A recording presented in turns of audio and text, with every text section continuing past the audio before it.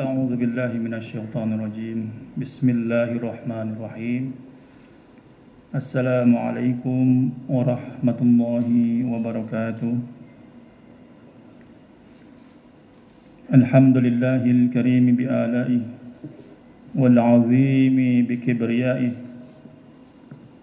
اللهم فصل وسلم على هذا النبي الكريم ذي القلب الرحيم السيد سند العظيم محمد ابن عبد الله وعلى آله وأصحابه ومن تبعهم بإحسان إلى يوم الدين أما بعد. Jamaah salat zuhur yang dimuliakan Allah Subhanahu wa taala.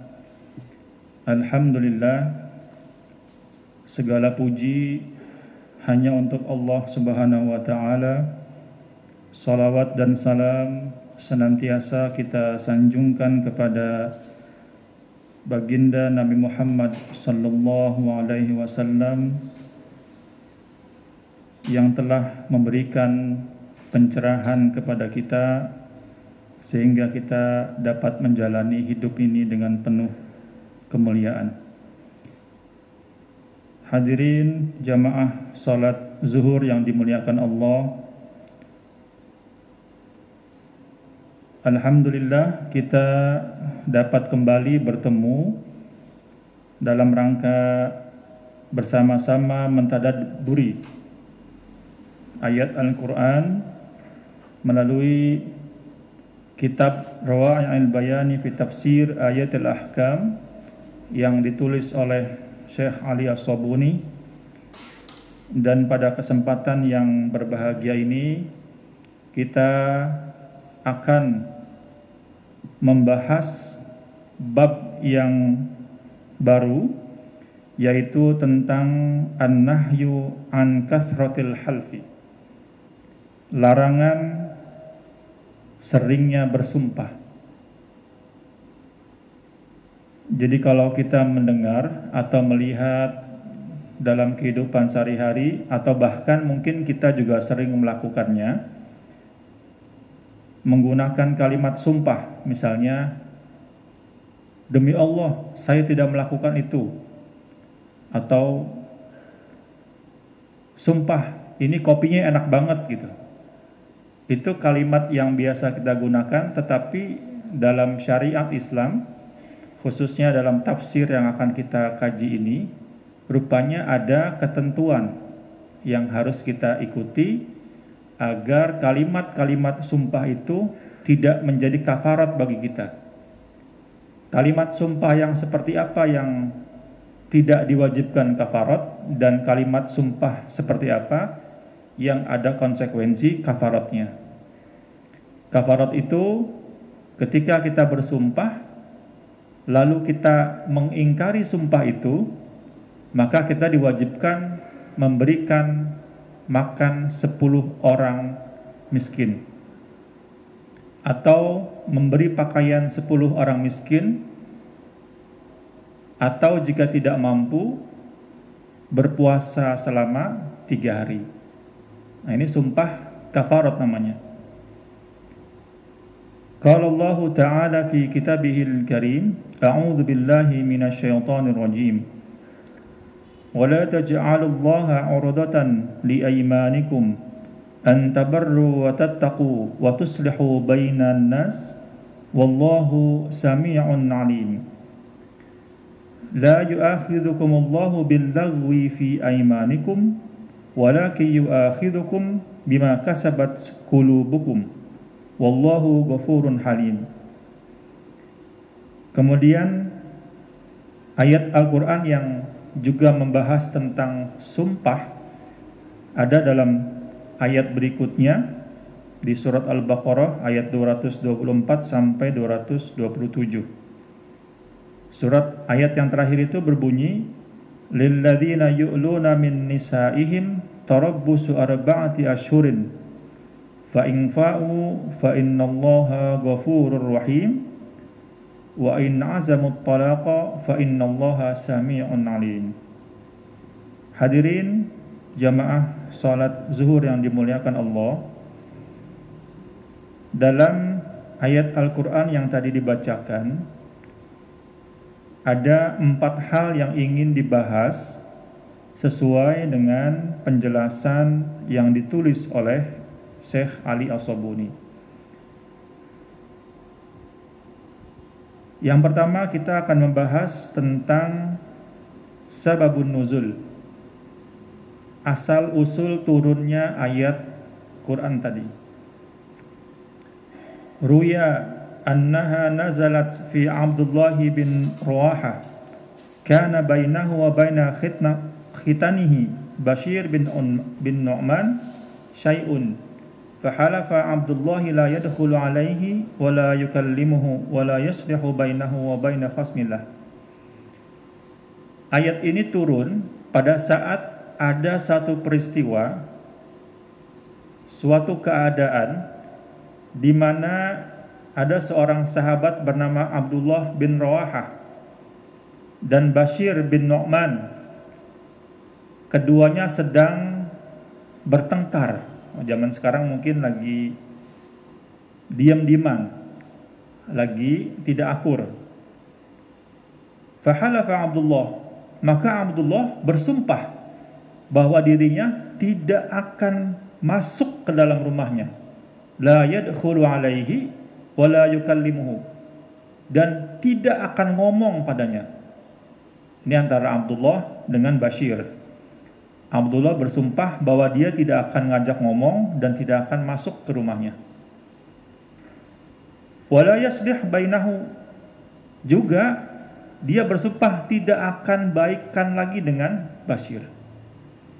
Fakana idza qila lahu fihi yaqul qad halaftu billahi anna la af'alu fala yahillu li alla ubrima yamini.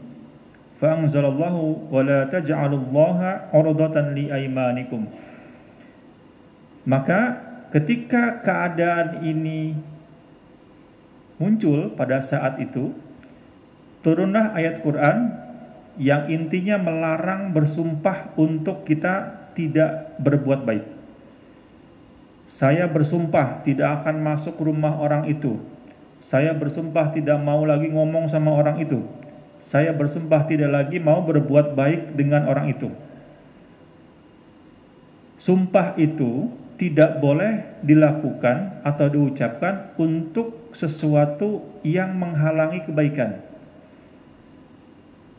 Menurut Syekh Ali As-Sabuni, mengajak ngobrol, kemudian bersilaturahmi mampir ke rumah orang, dan juga melakukan komunikasi itu adalah kebaikan. Dan oleh karenanya tidak boleh kita bersumpah untuk tidak melakukan kebaikan.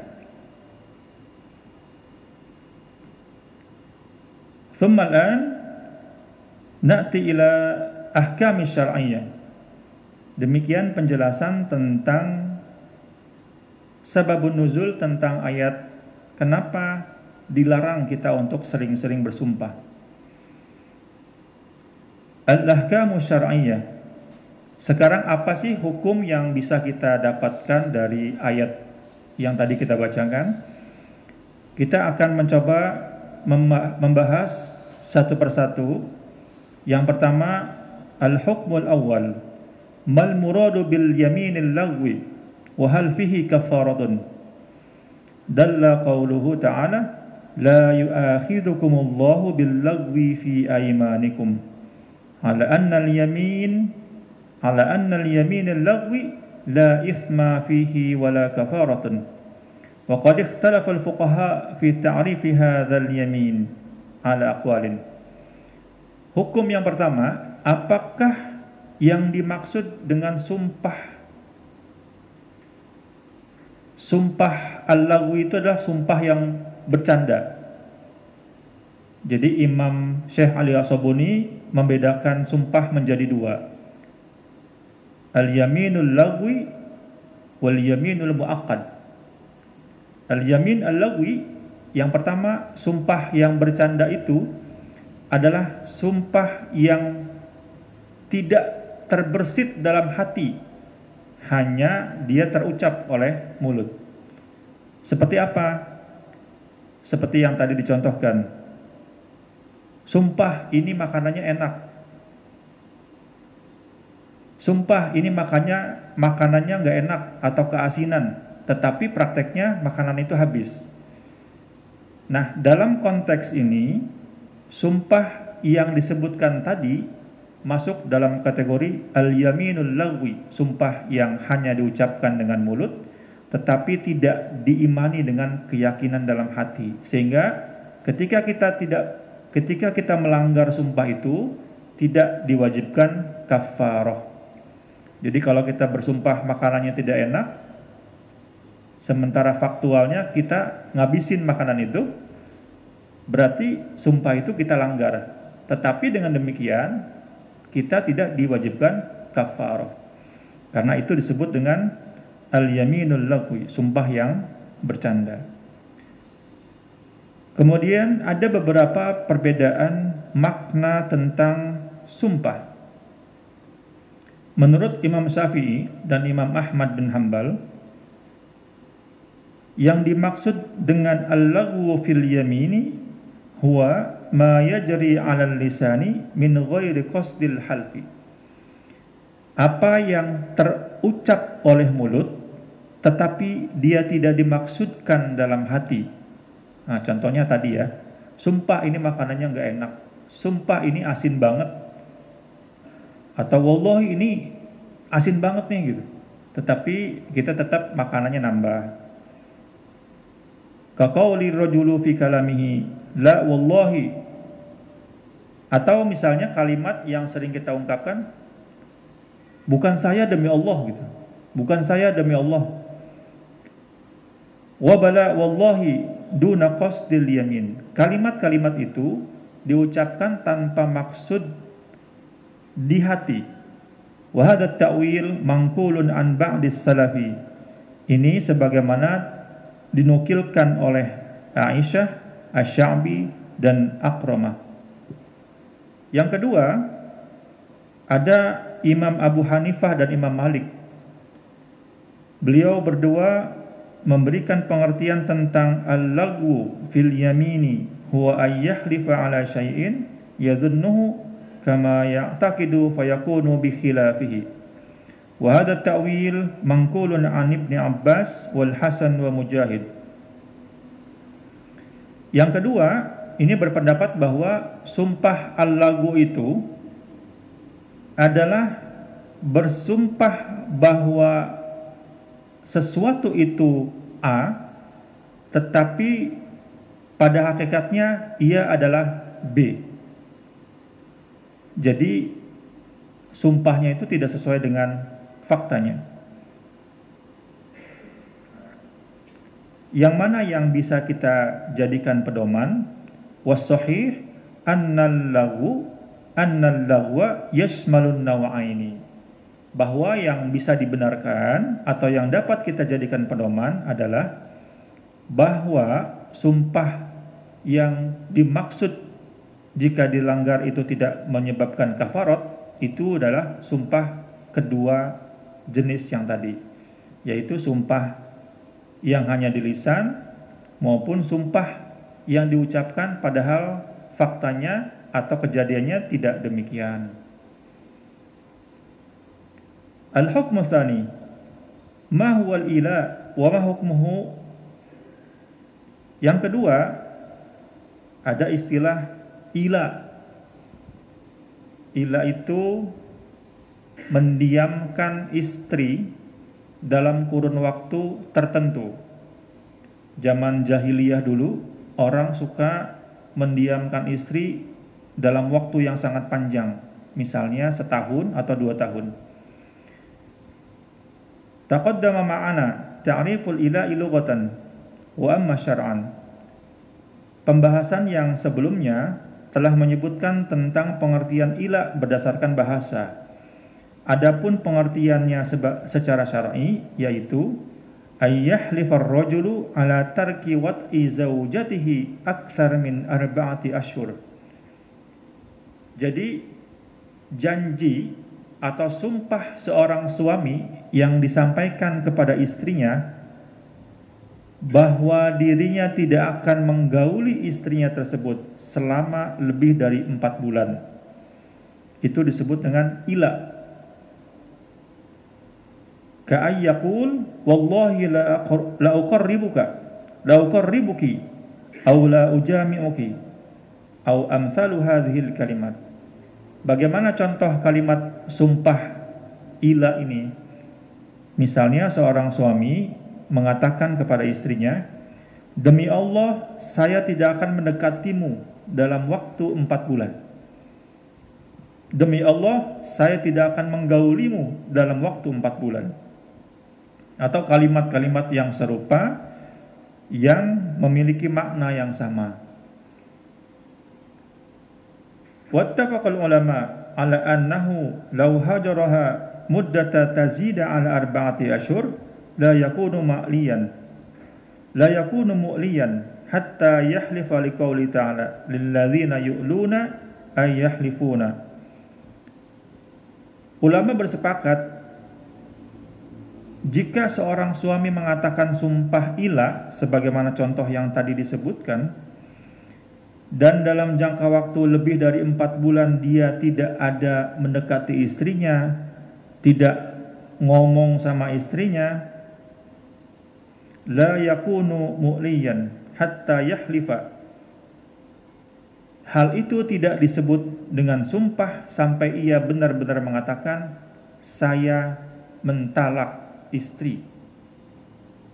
Jadi sumpah itu tidak otomatis ketika lewat 4 bulan dia menjadi bercerai. Wa hijranuha laisa yaminun fala yata'allaq bihi wujubul kafarah. Maka tidak ada wajib kafarah. Wala tutlaqu minhu zawjatahu bil hijri. Demikian juga kalaupun lebih dari 4 bulan itu tidak otomatis rumah tangganya menjadi bercerai. Wakhtalafu, selain mereka sepakat dengan ketentuan yang tadi, para ulama juga berbeda pendapat fil muddatil lati tabinu fiha al mar'atu min zawjiha. Faqala Ibnu Abbas, idza madat 4 ashhurin qabla an yafi'a banat bitatliqihi. Wa hadha mazhab Abu Hanifah. Yang pertama ada mazhab Imam Abu Hanifah yang mengatakan bahwa masa yang paling lama seorang istri ditinggal oleh suaminya yaitu 4 bulan. Jika selama masa 4 bulan itu suaminya tidak memberikan kabar, tidak memberikan kepastian, madat 4 ashhurin qabla ayyafi'a banat bitatliqiha, maka itu tandanya otomatis bercerai. Jadi 4 bulan itu tanpa ada keterangan dari suaminya, maka keadaan suami istrinya menjadi bercerai. Wa hadza mazhab Abu Hanifah. Ini menurut pendapat Imam Abu Hanifah. Wa qala Malik wa Syafi'i wa Ahmad. Pendapat yang kedua yaitu Imam Malik, Imam Syafi'i dan Imam Ahmad bin Hanbal. La tutlaqu bimadhal muddati wa innama yu'maru az-zawju bil fi'ah ar-ruju'u an yaminihi aw bitalaq. Mazhab yang kedua berpendapat tidak otomatis rumah tangganya bercerai kalau sudah lebih dari 4 bulan sampai suaminya memilih antara rujuk atau bercerai. Ar-ruju'u an yaminihi. Ar-ruju'u itu berarti dia mengingkari sumpahnya. Artinya kembali berumah tangga dengan istrinya. Atau suaminya memilih mentalaknya. Fa idza imtana'a az-zawju minhuma talaqaha al-hakimu alaihi. Sedangkan kalau suaminya tidak ada kabar, suaminya tidak memberikan kepastian, tidak ada informasi apakah akan rujuk atau kembali dengan istrinya tersebut, atau dia akan mentalak istrinya tersebut, maka dalam keadaan seperti ini hakim yang wajib menentukan rumah tangganya dipisahkan. Ini untuk kebaikan seorang istri. Dalam hal ini, ayat ini diturunkan untuk memperbaiki keadaan kaum jahiliyah yang biasanya meninggalkan istri itu bertahun-tahun tanpa ada kepastian. Dia ditinggal itu tidak diberi nafkah, kemudian juga tidak dibolehkan menikah lagi dengan laki-laki lain, seperti digantung oleh suaminya. Maka ayat ini turun dengan syariat yang baru, maksimal ila itu adalah 4 bulan. Setelah ditinggalkan 4 bulan, sang suami boleh melakukan rujuk kembali atau dia memutuskan untuk bercerai dengan istrinya. Kalau misalkan suaminya tetap tidak ada kabar, tidak ada informasi, maka hakim atau melalui pengadilan yang akan menetapkan apakah rumah tangganya dapat dilanjutkan atau tidak. Al-hukmu tsalits. Yang ketiga, hal yustaratu fil yamini an takuna li-idrar. Apakah syarat bersumpah itu harus dalam keadaan darurat? Misalnya, saya bersumpah akan meninggalkan kota ini jika tidak ada air. Apakah ada klausul tidak ada air itu disyaratkan sebagai keadaan darurat? Atau tidak perlu ada keadaan darurat, maka sumpah itu dapat diucapkan? Dalam pertanyaan yang menjelaskan tentang hukum yang ketiga ini, ada beberapa pendapat. Yang pertama, qala Abu Hanifah wa Syafi'i wa Ahmad yasihul ila fi halir ridha wal ghadab. Jadi ila itu sumpah yang diucapkan oleh suami kepada istrinya itu boleh dalam keadaan baik-baik saja atau boleh diucapkan dalam keadaan rumah tangganya sedang berkonflik. Pendapat yang kedua, wa qala Malik la yakunu ila illa idza halafa 'alaiha fi hali ghadabin ala wajhil idrar. Pendapat Imam Malik mengatakan sumpah ila yang diucapkan oleh suami kepada istrinya tidak diperbolehkan kecuali hanya dalam keadaan darurat. Misalnya di sini dicontohkan hujjatu Malik ma ruwiya an Ali karamallahu wajha annahu su'ila an rajulin halafa alan yatiya amra annahu hatta taftima waladaha walam yarid al-idraru biha wa innama qusida maslahatul walad faqala lahu innama aradta al-khair wa innamal ila fil ghadab. Ada seorang suami yang bersumpah kepada istrinya akan berhenti punya anak sampai anak yang ada itu terpisah asinya. Jadi istrinya sedang menyusui anaknya yang baru balita, baru bayi.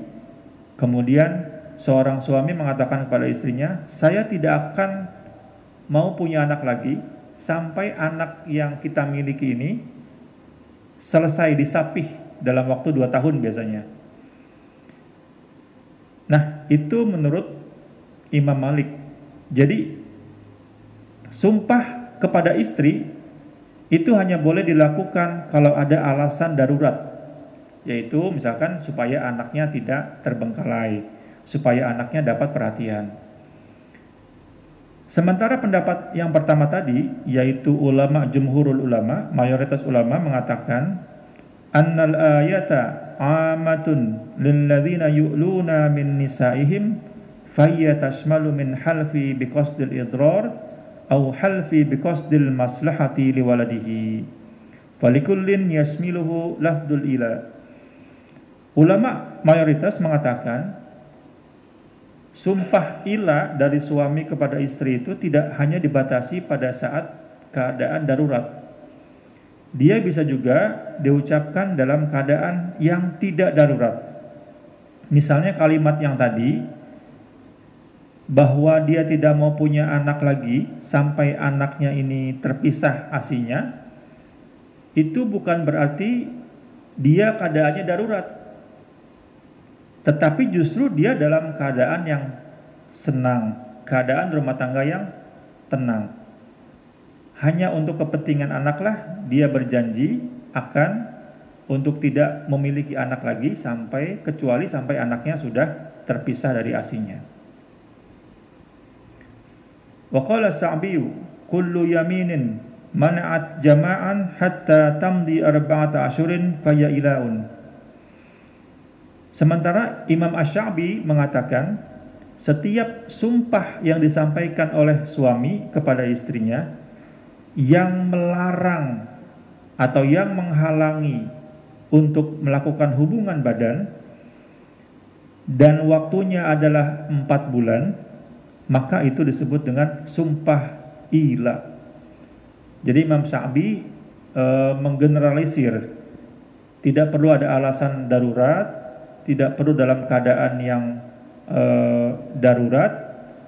Pokoknya setiap sumpah yang disampaikan suami kepada istrinya, sepanjang itu sumpah tentang tidak ingin menggauli istri selama 4 bulan, maka itu disebut dengan sumpah ila. Ini sumpah ila ini dalam bahasa Indonesia belum ada padanan kata yang bisa disesuaikan atau yang sama ya. Maka penerjemahannya pun menjadi al-yaminul ila, yaminul ila, sumpah ila. Kemudian yang keempat, ini hukum yang terakhir. Mal muradu bil fai'i fil ayatil karimah. Jadi dalam ayat Quran yang tadi disebutkan kalau suami bersumpah tidak melakukan hubungan badan lagi dengan istrinya selama 4 bulan, lalu tiba-tiba dia datang, maka sumpahnya boleh dilanggar, lalu rumah tangga bisa dilanjutkan lagi. Nah, apa pengertian tentang al-fai? Al-fai itu apa pengertian suaminya datang setelah 4 bulan? Apakah yang dimaksud datang itu adalah tiba-tiba datang ke istrinya lalu melakukan hubungan badan, atau tiba-tiba datang lalu mengatakan saya hendak berumah tangga lagi dengan istri, atau dia perlu kedua-duanya, kalimat yang memastikan bahwa dia ingin berumah tangga lagi dan perilaku yang memastikan bahwa mereka berdua berhubungan badan lagi. Ini ulama sampai sedetil itu. Apakah kalimat suami datang itu hanya datang secara bahasa, atau ada peristiwa yang bisa disebut atau dikategorikan bahwa suami itu datang secara fisik? Ikhtalafal fuqaha'u fil fai' alladhi annaha Allah Ta'ala fa in fa'u fa innallaha ghafurur rahim. Faqala ba'duhum, sebagian ulama berpendapat al-muradu bil fai'i al-jima'. Nah, ini tadi pengertiannya. Yang dimaksud dengan datangnya suami setelah 4 bulan itu adalah hubungan suami istri. Jadi bukan hanya datang lalu mengatakan saya ingin kembali berumah tangga, tetapi sebagian ulama mengatakan yang dimaksud dengan datangnya suami adalah ada hubungan suami istri antara suami dengan istrinya setelah 4 bulan berpisah. La fai'a ghairuhu. Ini ulama yang pertama ini mengatakan kalau tidak ada hubungan badan, maka tidak ada yang disebut dengan suami yang datang. Jadi suami datang itu murni pengertiannya tentang hubungan badan. Fa idza lam yaghusha wan qadat al-muddah banat minhu wa huwa qaulu Sa'id bin Jabir. Adapun kalau suami itu hanya datang tetapi tidak melakukan hubungan badan sebagaimana suami istri, maka sumpahnya tetap berlaku. Terjadilah peristiwa perceraian antara suami dengan istri setelah 4 bulan itu, meskipun dia datang secara fisik. Tetapi karena dia tidak melakukan hubungan badan, maka dianggap sebagai ingin melanjutkan sumpah yang disebutkan tadi. Wa qala akharun, ada juga pendapat yang lain yang mengatakan al-jima'u liman la udhra lahu, hubungan badan itu bagi suami istri yang tidak ada halangan. Misalnya suami istri, suaminya sudah bersumpah tidak melakukan hubungan badan dengan istrinya dalam waktu 4 bulan dan berpisah.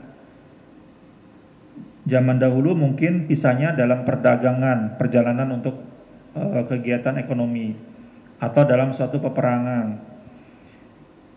Dalam kurun waktu 4 bulan, ketika sudah masa 4 bulan itu, sudah sempurna 4 bulannya, suami ingin kembali kepada istrinya dan ingin mengingkari sumpah yang tadi disebutkan.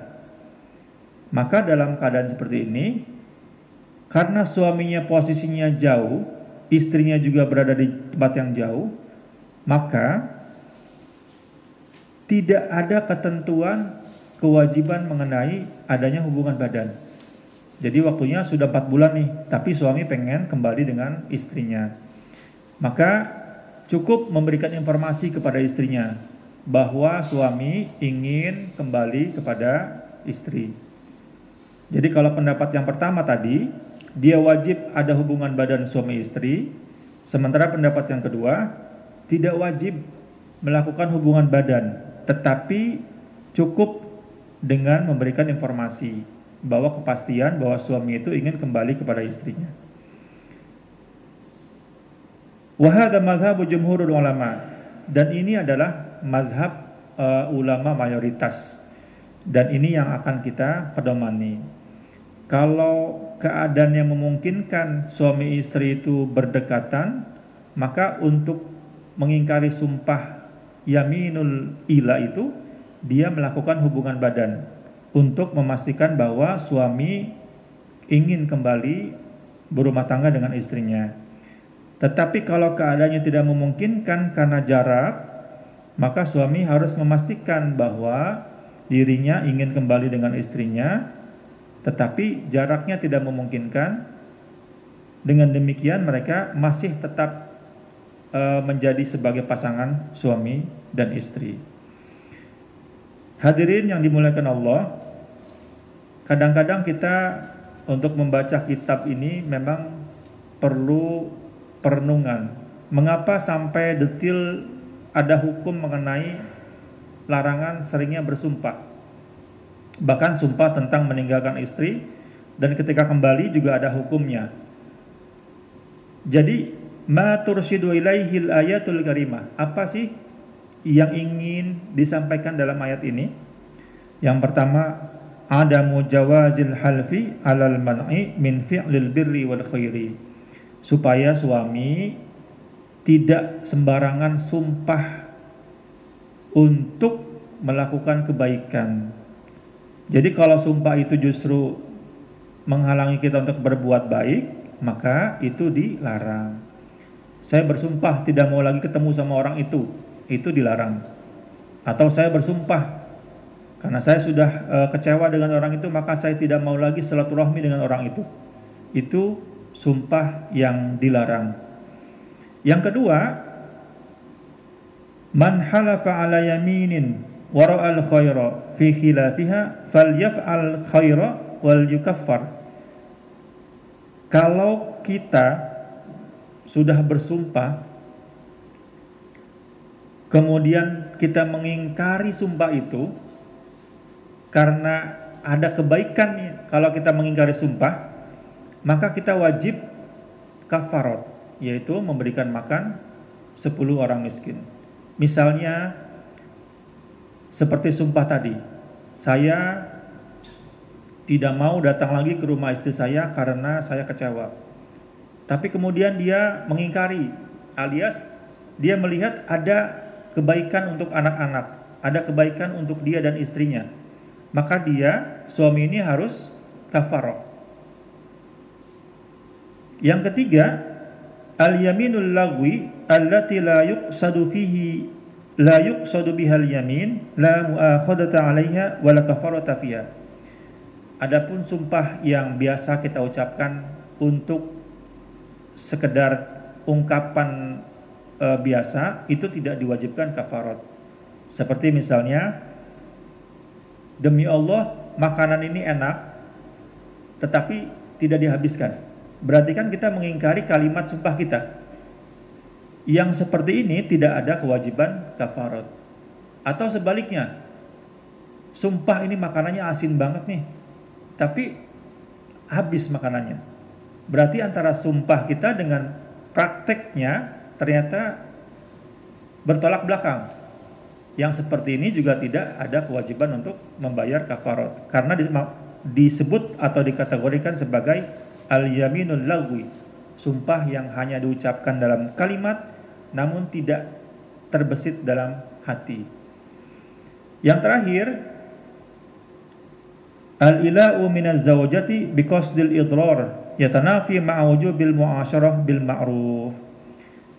Kalau kita sumpah untuk menghindari istri, tidak melakukan hubungan suami istri, untuk dengan tujuan menghindari darurat atau kemudaratan, maka ingkar, ketika kita mengingkarinya itu dibolehkan dengan kafarat. Contohnya dengan mu'asyaratu bil ma'ruf, yaitu dengan hubungan baik, berhubungan badan kepada istri. Hadirin yang dimuliakan Allah, ayat ini murni untuk melindungi perempuan, karena pada saat itu perempuan memang dilihat dari kesetaraannya memang berada pada posisi yang lemah, di mana ada kebiasaan di mana seorang suami meninggalkan istrinya dalam waktu yang cukup lama, setahun bahkan sampai 2 tahun, kemudian dibatasi menjadi 4 bulan. Dalam batasan waktu 4 bulan itu pun Allah memberikan ketentuan, kalau ingin dilanjutkan suami istri, maka suaminya wajib membayar kafarat. Tapi kalau misalkan suaminya tidak memberikan kepastian apakah ingin melanjutkan rumah tangga atau tidak, maka hakim atau pengadilan yang akan memutuskan apakah rumah tangganya layak dilanjutkan atau tidak. Ini adalah murni untuk perlindungan kepada perempuan. Idza lam yurja'iz zawju an yaminihi fi muddati 4 syuhurin tutlaqu 'alaiha zawjatuhu. Kalau suaminya tidak merujuk atau tidak memberikan kepastian, maka bisa jadi itu memang diinginkan oleh suami untuk bercerai dari istrinya. Namun demikian, sebaiknya memang dalam keadaan seperti itu, sebaiknya lembaga yang otoritatif lah yang memberikan kepastian apakah rumah tangganya memang harus berpisah atau tetap harus lanjut.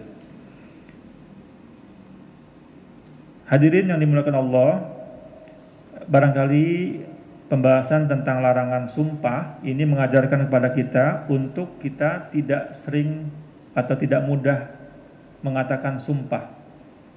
Karena yang pertama, kalimat Allah itu adalah kalimat mulia. Kalau kita gunakan untuk sumpah yang sesungguhnya bukan sumpah, maka kita sedang menggunakan kalimat Allah untuk hal-hal yang sepele atau hal-hal yang tidak terpuji. Apalagi kalau kalimat sumpah itu justru diingkari oleh kita. Nah, biasanya orang yang sering bersumpah itu adalah orang yang sering bohong.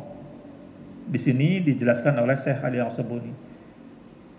Orang yang sering bersumpah biasanya ingin mendapatkan kepercayaan dari orang lain. Oleh karenanya sebenarnya dia itu sering berbohong kepada orang itu. Makanya menggunakan nama Allah sebagai alat untuk dimintai kepercayaan oleh yang lainnya. Demikian hadirin, hadanallahu wa iyyakum wa nafa'ana bi'ulumihi. Semoga Allah memberikan kita manfaat ilmu dan juga dari ilmu yang disampaikan oleh Syekh Ali Al-Sabuni dalam kitab ini. Terima kasih, mohon maaf apabila ada hal-hal yang kurang berkenan. Assalamualaikum warahmatullahi wabarakatuh.